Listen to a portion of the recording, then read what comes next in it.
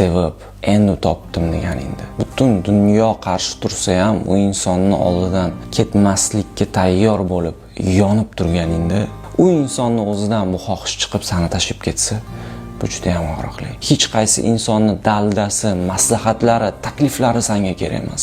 Kimdir kelib aytadi, "Voy, siqilma, bu menda ham bo'lgan" deydi.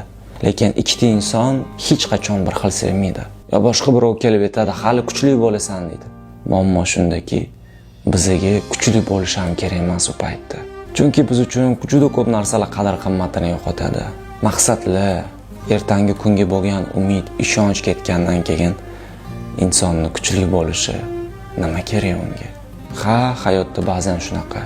Biz yutqizamiz. Ishonganimiz uchun, sevganimiz uchun, umid qilganimiz uchungina yutqizdik. Biz ham g'oliblar qatorida bo'lishimiz mumkin edi. Sun'iylik bilan kimnidir hayotiga kirib kelish orqali, yolg'onlar orqali, o'zidan kimnidir yasash orqali biz ham nimadirlarga erishishimiz mumkin edi. Lekin biz haqiqiy sevgini tanladik va shuni orqasidan yutqizdik.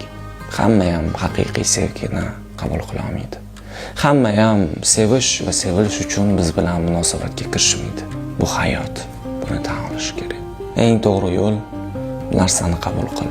O'zingga ozgina vaqt ber va esingda bo'lsin. Butun dunyo seni tashab ketgan taqdirda ham seni doim yoningda bir inson bor. U doim sen bilan. Va u seni o'zing. Senda seni o'zing borsan. Mana shu insonni qadrla.